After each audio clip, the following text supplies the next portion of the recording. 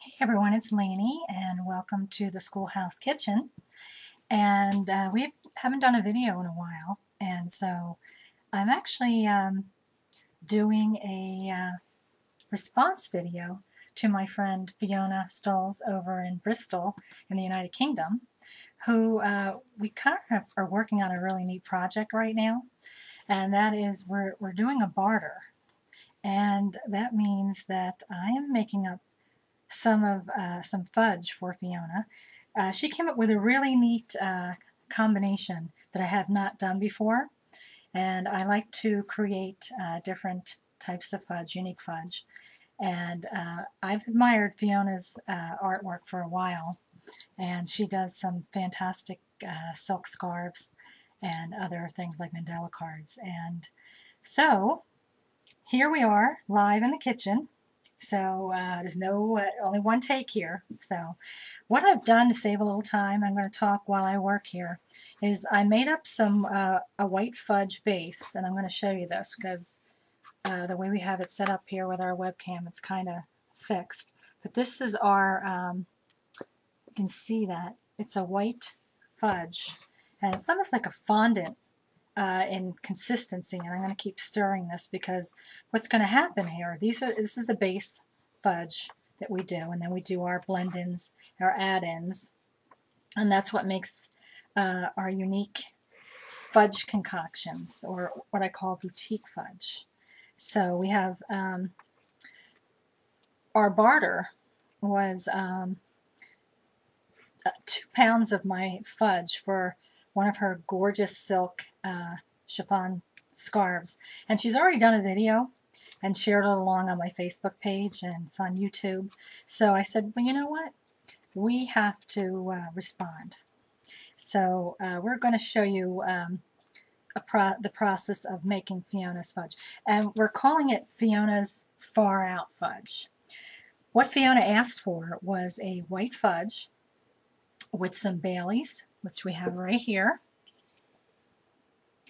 and some cherries and some cinnamon. And I thought about this, and I thought there's 2 ways we can kind of do this. So I said, well, let me do 1 pound the one way and do the other pound the other way. So what I have here, I'm going to show you, is we have some dried tart cherries, and we soak them in Goldschlager, which is a cinnamon schnapps. And so I just want to show you that right there. There's our cherries that have been bathing for a while in the Goldschlager. So there's a good bit of cinnamon in there with the tart cherries. And we're going to, because there's cinnamon in the Goldschlager, we're going to go with a plain nut. And then we're going to also add our Baileys. Now with the other one, we have dried tart cherry preserves, and that's right here, as you can see. I'm being very careful here. These are Michigan tart cherries that are absolutely fantastic. And so with these, we are going to take the Baileys, no Goldschlager in this one, because we have these winter mixed nuts that have a nice spice to them, cinnamon spice. So that's where we're also going to use a little bit of cinnamon topping on that as well. So here we go. Like I said, we're working on the fudge here. It's got a nice consistency, and it's really going to hold up well. And we want it to because we're going to be adding quite a bit of liquor. So we don't want it runny, otherwise it turns into a truffle center, and I hate when that happens. Once in a while it happens, but for the most part, we're pretty good with our measuring. So we have these bases going, giving them a good stir, nice and mixed, nice and creamy and smoothie, very smooth. So here we go. So on this first one, we have the Goldschlager soaked tart cherries, which I'm putting in, and I'll show you all this in a minute. And we have some sliced almonds, which are right here, and lots of almonds are going in there. Okay, and then we have our Baileys. Now Keep in mind, not all of this is going into the first batch. We need it for the second batch as well. So I'm going to pour a little of that in, just to start. We need to add more, we will. And I'm going to mix this all up, and then I'm going to show you. So if you can get an idea here, that's what we're looking at. I want to pour it on my keyboard.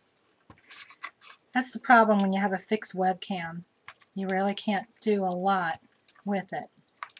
Oh, this smells really good. So I can smell the Goldschlager. And it's just going to be a nice creamy. The thing is, with white fudge, when you're doing a fudge, you're working with cream and sugar, and you start adding these things in, it doesn't stay pure white anymore. So it takes on a nice creamy, almost like a tan appearance. So mixing that in really good. I think we can add a little bit more Bailey's because it's still got a good consistency here. I'm going to be generous because I really like that scarf that Fiona has made. It's absolutely gorgeous, and if you haven't seen it, it's on my Facebook page. I shared along a video, and there's also a picture of her wearing it with this absolutely cool pumpkin colored top. I would never have thought to mix that color with the fuchsia and lavender and pink colors that she did in this scarf. But I like in the video she explains the process of how she and the time that's involved in making the scarf. And I did a bartering thing also with another artist friend of mine, Paul McCoy of Practically Art Design and Botanica, and I'm going to be showing you what he sent to me, and I'm going to be sending him a pound of my fudge for him. He's there in Washington, D.C., and he's also got a Facebook page too as well. And I just really love this concept of the bartering system, especially when it comes to art, because I love art and I collect it. Okay, it's got a good consistency there. Just going to show you this without pouring it on my keyboard, and if you can see that. But we got lots of cherries and almonds in there. So I'm going to pour this into my pan. And here we go, baby. Coming out. It's a really good consistency. You know, white chocolate can be very difficult sometimes. You have to be really careful. It's not like dark chocolate, milk chocolate. It can burn easily, so you have to really watch your temperature when you're cooking it.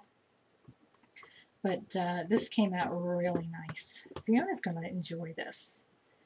So into the pan it goes, and each batch I make, this batch that I'm doing right here, is approximately, this one here is about 2.5 pounds worth just on this batch alone. So you know, I'm sending Fiona 2 pounds, which means there's going to be some for sale if anybody's interested. And that brings me to another thing. I have my latest menu up on Chocolate Moose Fudge on Facebook. A lot of people have asked me, why don't you have a website, a shop, and we're working on a process. I like sharing along what I do, and that's what I like about the Facebook page, and I think I've mentioned this before on videos that I've done. And so we've created actually an email address strictly for Chocolate Moose Fudge, which is chocolatemoosefudge@gmail.com. We also have the flyer, the menu, on Google Docs, so that, and it's all great because there's links within the menu, so you can click, place your order. We'll invoice you through PayPal. You don't need to have a PayPal account, folks. You just need an email. That's it. And then what will happen is it's secure in regard to your credit card information. I don't see any of it. And that's it. You pay, and I ship you your order. That easy. We're taking orders up to December 15th for Christmas to allow for shipping. So you want to make sure if you're giving this for gift giving for Christmas that you allow that time. We do priority mail, and we do that for both domestic and international. So I don't know if you can see this, but there's a pan already made. Now I am going to sprinkle this a little bit of cinnamon on the top just to give it a little bit of a nice little look to it. And I'll kind of swirl it with a wooden stick here just to kind of give it a nice look. Ooh, I can smell the cinnamon. So that smells really good. And this is just a neat combination. It's really far out, Fiona. So I'm just going to swirl this around on the top, and we're going to let that set. I've also, and I'm going to show you this in a moment, decided instead of cutting up the fudge in pieces, now we do them in blocks in ½ pound and 1 pound sizes, and let you cut it. With that, I include a knife and let you cut up the size fudge that you want. So, and it also it ships better, I think. Wrap it in wax paper. Wax paper's been around for 90 years. It's a great way also to keep preserving the fudge because there's no preservatives in here. So you want to keep it in a cool, dark area. Do not refrigerate it, please. And the reason why I say this is because condensation and chocolate don't mix well, and that can cause it to break down. So it's okay to keep it in a tin or a container, wrap it in wax paper, and it should be eaten within 2 to 3 weeks. And trust me, it doesn't last that long. I mean, as far as it's gone before then, way gone. And that's the best way. You can freeze it. I would recommend in a container, wrap it in wax paper first and then put it in an airtight container. And a friend of mine did tell me it does last a while that way. Okay, so now we're on to our second batch. Stir that up a little bit. We're going to put our cherry preserves in here. These are Michigan tart cherries, and they're good. They're really good. I do these in Cause's Black Forest fudge, and that's how I learned about these preserves, and I just love them. Okay, so we have that, and then we have these winter mixed nuts, cashews, almonds, looks like cashews and almonds, and hazelnuts. And this one smells good too. Now, with this, we're going to put our Baileys in. The preserves give it almost like a pink tint, which is kind of cool. Remember, the other one was dried cherries. So here we're dealing with a preserves again. Water is the enemy of chocolate, and so when I go to put these blend-ins in, we have to really make sure we're dealing with alcohols and items that do not have any water in them. Otherwise, the fudge is going to seize up. The chocolate's going to seize up. This smells good. Okay, take a look at that. I don't know if you can see again. I apologize in regard to the webcam. We'll come up with a better system later on, but I wanted to share along this process of Fiona's Far Out Fudge. And this one's ready to go into, I think I can put a little bit more Baileys in here. This has got a nice pinkish tint to it compared to the other one. But as I add the Baileys, that changes the color a little bit too. So I don't know if you'll notice, but I'm wearing a Moose t-shirt. I collect Moose, as some of you know already. Got this one in Minnesota, and I can't see it, but it says Moosely Wild. And then of course I have this apron on, which is nobody's seen nobody knows the truffles I've seen. And I've had this one for years, this apron, and it's just cute, really cute. Okay, so this one is ready to go into the pan. And here we go. Yeah, this has got a nice color to it. I like this. And again, it's a good consistency, so I know it's going to set up really nice because it has to cure and rest, so it just has a good consistency to it for cutting. Oh my, it does. It smells really good. Woohoo, guys! Love my life. And I've been making fudge for 30 years, and I'm just continually growing with the process and developing new flavors, and I get some really great creative ideas from friends and family. And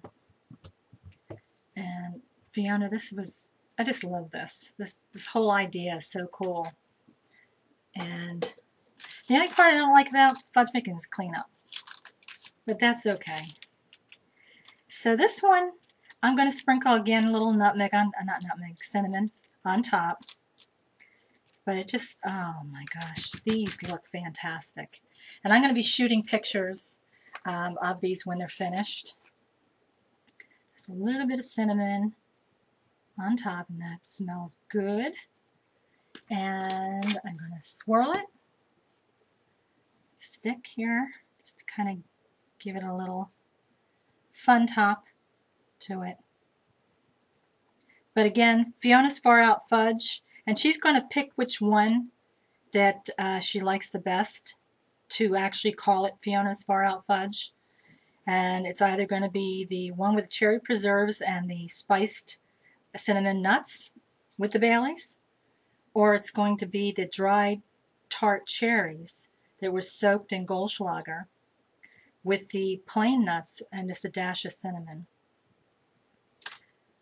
Yay! And again, there's about 2.5 pounds, maybe 3 pounds here, and just feeling these, the weight of them, they feel about 3 pounds.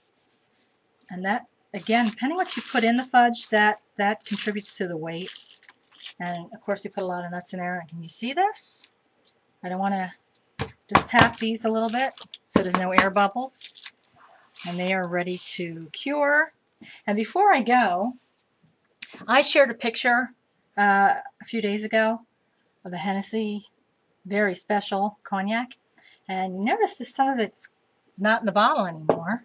And that's because we have some dried tart cherries, quite a bit, soaking in this container here, which I'm going to give a stir to.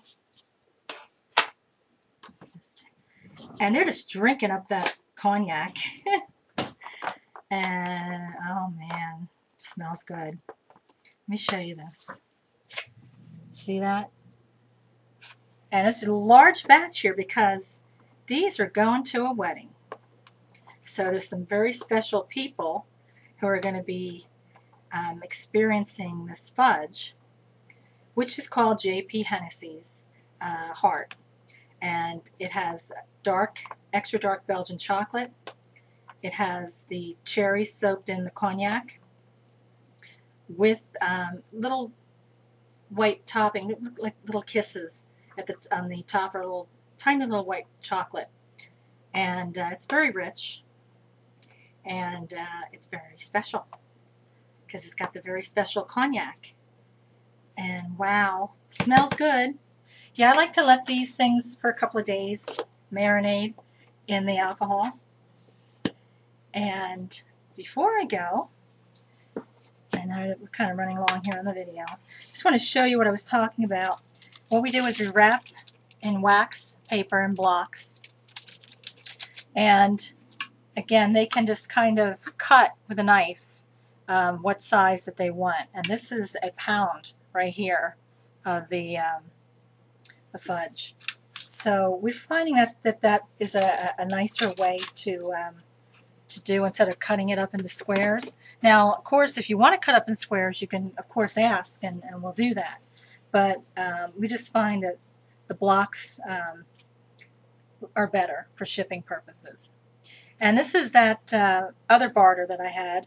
This is from H. Paul McCoy from Practically Art Design and Botanica. And this is a luminary that I love. And he does the copper design with the stars. And I fell in love with it. And so I said, I'll trade you. So he's getting a pound of fudge for that. And he also makes this fantastic blend of incense that smells so good. Okay, guys, that's pretty much it. I finished making the batches of Fiona's Far Out Fudge. She'll tell us which one is going to get the name. And I just want to thank you again for your support on Facebook with Chocolate Moose Fudge. And don't forget our flyer or our menu is out for the seasonal. We have about 18 flavors, and we might be putting Fiona's Far Out Fudge on there too as well, because it really came out good. We've not made this combination before, so we don't know until we try it. And again, a new email, chocolatemoosefudge@gmail.com. And see ya. Thank you.